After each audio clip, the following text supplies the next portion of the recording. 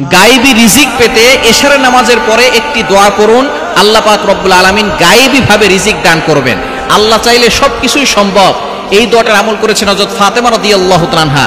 ফাতেমা রাদিয়াল্লাহু তাআলা আনহাকে নবী সাল্লাল্লাহু আলাইহি ওয়াসাল্লাম নিজে এই দোয়াটা শিক্ষা দিয়েছেন। একবার ফাতেমা রাদিয়াল্লাহু তাআলা আনহার ঘরে খাবার নাই। হাসান হোসেন রাদিয়াল্লাহু তাআলা আনহুমা কয়েকদিন ধরে তারা খাবার পাচ্ছে না, ছোট মানুষ কান্না করে। হযরত আলী রাদিয়াল্লাহু তাআলা নামাজ পড়ে এসে ফাতেমা রাদিয়াল্লাহু তাআলা আনহাকে ডাক দিয়ে বললেন, নবীজি সাল্লাল্লাহু আলাইহি ওয়াসাল্লামের কাছে 6টি ছাগল হাদিয়া এসেছে, সুতরাং তুমি একটু বাড়িতে যাও, তুমি তোমার বাবার কাছে গিয়ে একটা ছাগল নিয়ে আসো, তাহলে ঘরে একটু রান্নার আয়োজন হবে। সন্তানরা কিছুদিন ধরে খাবার খায় না, আমরাও ক্ষুধার্ত, আমরা একটু খাবার খেতে পারবো। হযরত ফাতেমা রাদিয়াল্লাহু তাআলা আনহা চলে গেছেন বাবার কাছে। বাবার কাছে যখন গেছে, ফাতেমা রাদিয়াল্লাহু তাআলা আনহাকে দেখে নবী সাল্লাল্লাহু আলাইহি ওয়াসাল্লাম দাঁড়ালেন, দাঁড়িয়ে বললেন, তুমি এখন এইখানে কেন আম্মা? সাথে সাথে নবীজি সাল্লাল্লাহু আলাইহি ওয়াসাল্লামকে বললেন যে আপনার কাছে নাকি ছাগল হাদিয়া এসেছে, আমাদেরকে একটা ছাগল দেন, আপনার নাতিরা কয়েকদিন ধরে খাবার খায় না, যদি একটা বকরি আমাদেরকে দিয়ে দিতেন তাহলে আমরাও খেতাম। এইদিকে আলী রাদিয়াল্লাহু তাআলা আনহু আর হাসান হোসেন রাদিয়াল্লাহু তাআলা আনহুমা তারা সকলে মিলে ছুরি ধার করতেছে যে বকরি আসবে, জবাই করে আমরা রান্নার আয়োজন করে খাবারের ব্যবস্থা করব।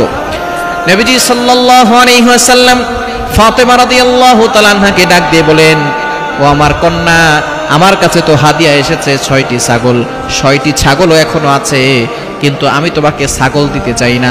ছাগল দিলে একদিন 2 দিন খেতে পারবে, কিন্তু আবারও সেই ছাগল শেষ হয়ে যাবে। কিন্তু আমি তোমাকে এমন একটা আমল দিতে চাই যে আমল যদি তুমি করো তাহলে আল্লাহ তাআলা তোমার জন্য গায়েবী ভাবে রিজিকের ব্যবস্থা করে দিবেন। ফাতেমা রাদিয়াল্লাহু তাআলা আনহা ছিলেন খুব বিচক্ষণ। তিনি বললেন, আব্বাজান, আমি আর ছাগল চাই না, আপনি আমার জন্য সেই দোয়াটা শিখিয়ে দেন। এবার ফাতেমা রাদিয়াল্লাহু তাআলা আনহা দোয়া নিয়ে চলে গেলেন বাড়িতে। এদিকে আলী রাদিয়াল্লাহু তাআলা আনহু, হাসান হোসেন রাদিয়াল্লাহু তাআলা আনহুমা ছুরি নিয়ে প্রস্তুত।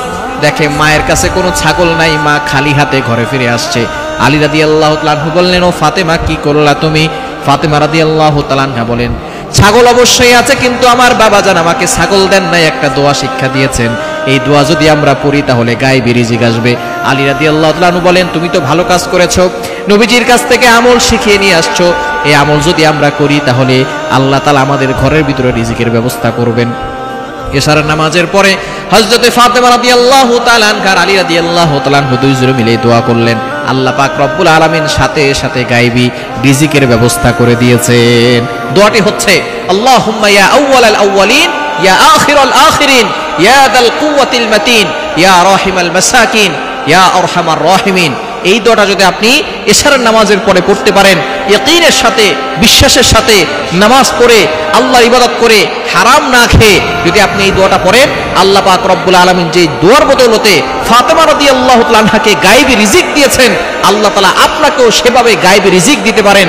ইয়াকিনের সাথে যদি আপনি আমল করতে পারেন, আপনার ঘরের ভিতরে অভাব আছে, কষ্ট আছে, দুঃখ আছে, বেদনা আছে, সকল অভাব দূর করার জন্য, কষ্ট দূর করার জন্য আপনি এশারের নামাজের পরে এই দোয়াটা পড়ে আল্লাহর কাছে দোয়া করেন, দেখবেন আল্লাহ পাক রব্বুল আলামিন আপনার ঘরেও গায়েবী ভাবে রিজিকের ব্যবস্থা করে দিবেন।